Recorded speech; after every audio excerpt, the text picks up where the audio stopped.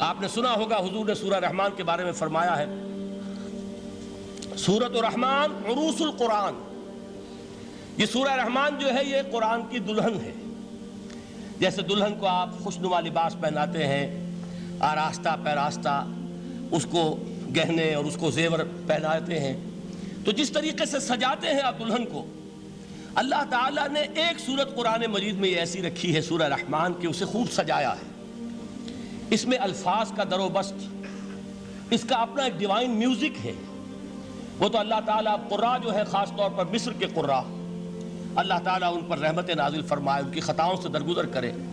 جس طرح قرآن کے انٹرنسک میوزک کو انہوں نے واضح کیا ہے. واقعہ یہ ہے کہ اگر یہ لوگ نہ ہوتے، شیخ عبد الباسط محمد عبد الصمد، شیخ محمود خلیل الحصری، یہ لوگ کہ جنہوں نے قرآن کے اس غنا میوزک، یہ لفظ جو ہے آپ حیران نہ ہو کہ میں یہ کوئی شاید توہین کر رہا ہوں قرآن کی، حضور نے یہ لفظ استعمال کیا ہے. تغنو، اس قرآن کو اچھی سے اچھی خوشلہانی کے ساتھ پڑھو. من لم یتغن بالقرآن فلیس منا، جو قرآن کو بہتر سے بہتر انداز میں، اچھی سے اچھی آواز میں، خوشلہانی کے ساتھ پڑھنے کی کوشش نہیں کرتا، وہ ہم میں سے نہیں ہے. بلکہ ایک مرتبہ حضور رات کے وقت آپ گشت پر تھے اپنے ساتھیوں کے حالات معلوم کرنے کے لیے.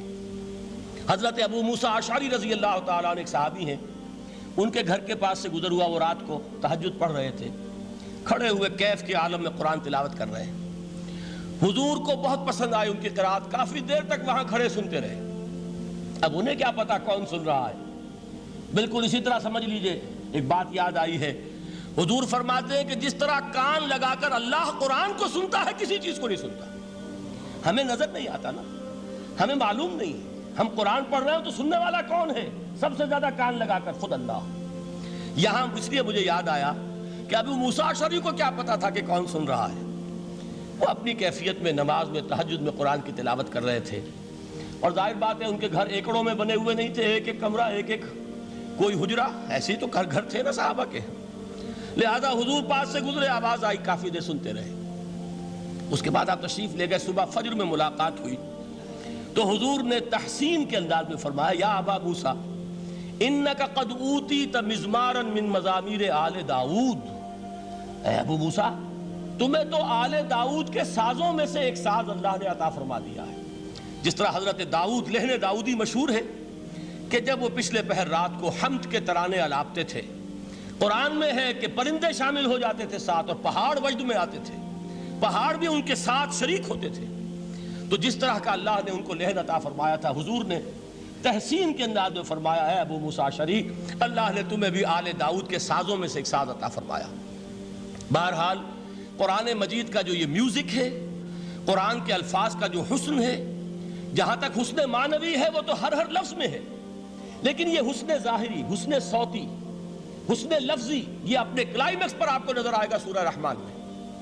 لیکن قرآن میں یہ سورت اس اعتبار سے بھی ممتاز ہے، اس کی 4 آیات پر ذرا توجہ کریں گے، عجیب حقائق سامنے آئیں گے. جہاں یہ قرآن مجید کے حسن صوت اور حسن لفظی کی معراج ہے، وہیں اس کی پہلی 4 آیات میں 4 چوٹی کی چیزوں کا ذکر ہے، سب سے اونچی چیزیں.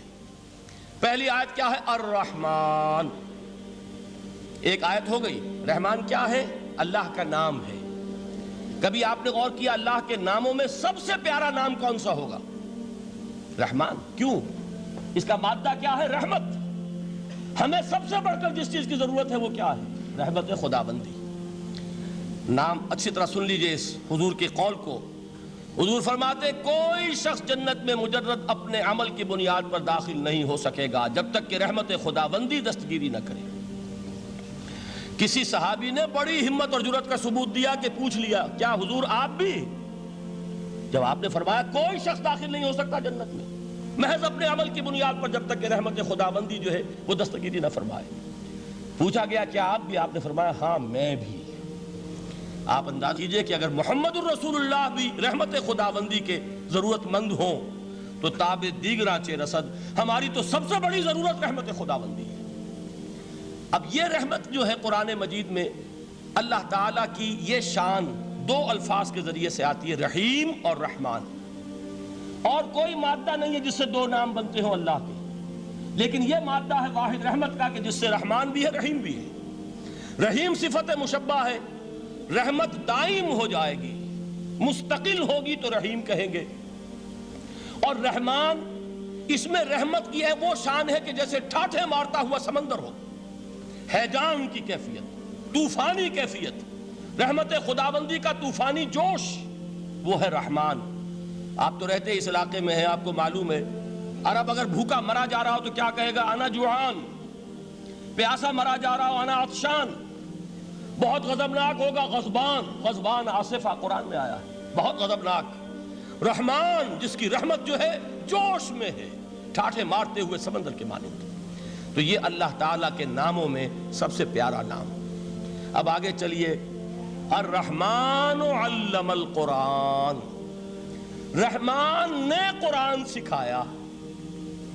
رحمت خداوندی کا سب سے بڑا مظہر، رحمان کی رحمانیت کا سب سے بڑا مظہر قرآن ہے۔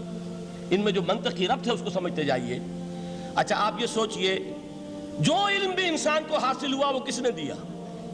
اللہ نے۔ سائنس کا علم کس نے دیا؟ اللہ نے۔ علم آدم الاسماء کلہا، وہ علم الاسماء جو حضرت آدم کو دے دیا گیا تھا ازل میں، یہ اسی کا ظہور ہے، یہ اسی کی ایکسفولیشن ہے جو ہو رہی ہے اور ہوتی رہے گی ابھی۔ اور دوسرے علم ہے وہ کس نے دی؟ اللہ نے دی۔ لا یحیطون بشیء من علمہ الا بما شاء، مخلوق میں سے کوئی اللہ کے علم میں سے کسی شے کا احاطہ نہیں کر سکتا مگر وہ جتنا اللہ دینا چاہے۔ لیکن یہ کہ تمام علوم میں چوٹی کا علم قرآن، نوٹ کرتے جائیے، اب چوٹی کی چیزیں جمع کیجئے۔ اللہ کے ناموں میں چوٹی کا نام رحمان، اللہ نے جو کچھ انسان کو سکھایا اس میں چوٹی کا علم قرآن۔ خلق الانسان، انسان کو پیدا فرمایا۔ سوال یہ کہ حیوانات کو کس نے پیدا فرمایا؟ آسمان کس نے پیدا کیے؟ زمین کس نے پیدا کی؟ فرشتے کس نے پیدا کیے؟ کیا مطلب خلق الانسان؟ اس کی تمام مخلوقات میں اس کا کلائمیکس، اس کی تخلیق کی معراج، اس کے تخلیق کا نقطہ عروج انسان ہے۔ یہ ہے کہ جو مسجود ملائک بنا ہے۔ وَلَقَدْ كَرَّمْنَا بَنِي آدَمَ وَحَمَلْنَاهُمْ فِي الْبَرِّ وَالْبَحْرِ وَرَزَقْنَاهُمْ مِنَ الطَّيِّبَاتِ وَفَضَّلْنَاهُمْ عَلَى كَثِيرٍ مِّمَّنْ خَلَقْنَا تَفْضِيلًا۔ تو تخلیق میں سب سے اونچی تخلیق انسان کی، علموں میں سب سے اونچا علم قرآن کا، اللہ کے ناموں میں سب سے اونچا نام رحمان۔